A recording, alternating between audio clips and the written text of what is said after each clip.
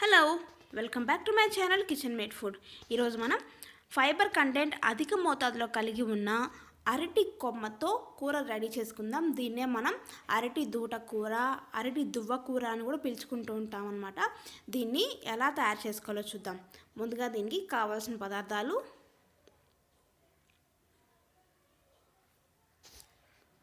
ఇప్పుడు మనం దీన్ని ఎలా క్లీన్ చేసుకోవాలో చాలా నీట్గా చూపిస్తాను, ఒకసారి చూడండి. ముందుగా మనం అరటి కొమ్మని తీసుకున్నాము. ఇది మధ్యలో ఉంది కదండి, అది దాంతోనే మనం ఇప్పుడు కూర రెడీ చేసుకుంటాము.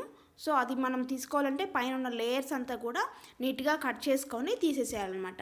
ఇలా చాక్తో కట్ చేసుకుంటే ఈజీగా వచ్చేస్తుంది. ఒక్కొక్క లేయర్ని మనము తీసేసుకోవచ్చు. చూసారు కదా, ఎంతో ఈజీగా వచ్చేస్తుంది. దీంట్లోనే మనం దీపాలు అవి కూడా పెట్టుకుంటూ ఉంటాం అన్నమాట. సో ఇప్పుడు ఇది మొత్తం తీసేసాము. దీన్ని సన్నగా చక్రాల్లాగా కట్ చేసుకోవాలి. కట్ చేసుకున్నప్పుడు దాని మధ్యలో మనకి తీగలు తీగలుగా వస్తుంది.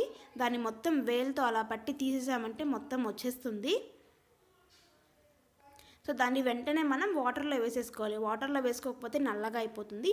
అందుకని వాటర్ పక్కనే పెట్టుకొని నీట్గా దాన్ని పీచ్ అంతా కూడా తీసేసి వెంటనే వాటర్లో వేసేసుకోండి. అంతే, చూసారా, వాటర్లో వేసేసుకున్నాను. అంతా సన్నగా కట్ చేసుకున్నాను. ఇప్పుడు దీన్ని తీసుకొని చిన్న చిన్న ముక్కలుగా కట్ చేసుకోవాలి. ఇలాగ పెద్ద పెద్ద ముక్కలతో మనం కూర చేసుకోలేం కదా, అందుకని చిన్న చిన్న ముక్కలుగా దీన్ని కట్ చేసుకోవాలి. కట్ చేసి మళ్ళీ వెంటనే పక్కన ఇంకొక గిన్నెలో వాటర్ పెట్టుకొని దాంట్లో వేసుకోవాలి.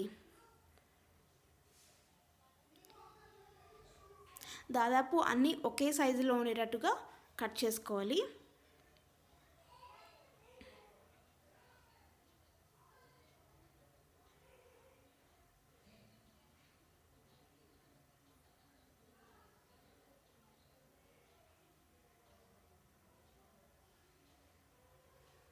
నీట్గా అన్నిటినీ కూడా కట్ చేసేసుకోవాలి.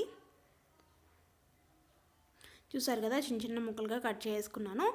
ఫ్రెండ్స్, ఇప్పుడు మనకి పూర్తిగా దాంట్లో నుంచి పీచ్ అంతా వచ్చింది అని మనకి ఎలా తెలుస్తుందంటే, ఇందులో వాటర్లో వేలుని పెట్టి నీట్గా తిప్పండి. వేలు కానీ లేకపోతే గరుగ్గా ఉన్న ఒక చిన్న కర్ర ముక్కను కానీ పెట్టి తిప్పామంటే ఇంకా ఏమన్నా ఎక్స్ట్రా పీచ్ ఉన్నట్లయితే కూడా దానికంతా అంటుకొని వచ్చేస్తుంది.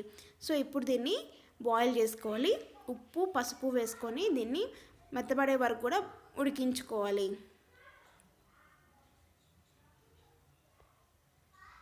చూసారు కదా, ఇది చాలా మెత్తగా ఉడికిపోయింది. ఇప్పుడు దీన్ని దించేసి పక్కన పెట్టుకుందాం. ఈ వాటర్ అంతా కూడా తీసేసి పక్కన ఒక బౌల్లో వేసుకోవాలి. దాని తర్వాత ఒక బాండల్ పెట్టి అందులో ఆయిల్ వేసుకున్నాము. ఆయిల్ వేడెక్కిన తర్వాత పోపు వేసుకున్నాం అనమాట. ఇందులో పోపు చాలా ఎక్కువగా వేసుకున్నాము, ఎందుకంటే మధ్య మధ్యలో ఆ పీచుకి ఆ పప్పులన్నీ కూడా నలుగుతూ ఉన్నట్లయితే తినేటప్పుడు చాలా బాగుంటుంది. ఆ తర్వాత దీంట్లో ఉడికించి పెట్టుకున్న ముక్కల్ని కూడా వేసుకున్నాం. దీన్ని ఒకసారి కలుపుకొని ఇందులో ఉప్పు ఒకసారి చూసుకోండి. ఒకవేళ ఉప్పు సరిపోకపోతే అడ్జస్ట్ చేసుకొని వేసుకోండి.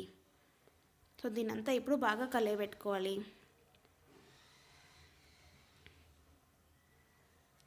ఆ తర్వాత ఇప్పుడు దీంట్లో చింతపండు పులుసు నేను ఒక 2 నుంచి 3 టేబుల్ స్పూన్లు వేసుకున్నాను. మీకు ఎంత పులుపు అవసరమైతే అంత వేసుకోండి. దీన్ని ఇప్పుడు బాగా కలియబెట్టుకొని ఒక 2 నిమిషాల పాటు బాగా ఉడికించుకోవాలి ఆ చింతపండు దాంట్లోనే. ఆ తర్వాత చివరిగా ఆవాలు ఇంకా నువ్వులు వేయించి పొడిగొట్టి పెట్టుకున్నాను. అది ఒక 2 నుంచి 3 టేబుల్ స్పూన్లు వేసుకుందాం. ఇది మంచి స్మెల్ ఇంకా మంచి టేస్ట్ ఇస్తుంది, చాలా బాగుంటుంది. ఇది ఒక 2 నిమిషాల పాటు అందులో ముంచేసుకొని బాగా వేయించుకుందాం. అంతేనండి, ఎంతో రుచికరమైన అరటి దూట కూర రెడీ అయిపోయింది. దీన్ని ఒకసారి టేస్ట్ చేసి చూడండి, చాలా బాగుంటుంది. దీన్ని ఇప్పుడు మనం సర్వింగ్ బౌల్లోకి తీసుకొని వేడివేడిగా సర్వ్ చేసుకొని తినేద్దాం. చూసారు కదా, ఎంతో రుచికరమైంది. ఇంకా చాలా అంటే చాలా ఎక్కువ ఫైబర్ కంటెంట్ కలిగి ఉంది దీంట్లో. ఇది చిన్నపిల్లలకు కానీ పెద్దవాళ్ళకి కానీ చాలా మంచిది. ఇది డైజెషన్ సిస్టమ్ని చాలా బాగా వర్క్ చేసేలా చేస్తుంది ఇది. ఓకేనండి, thank you for watching my video. అలాగే subscribe for more videos and పక్కన నోటిఫికేషన్ బెల్ కూడా ప్రెస్ చేయండి.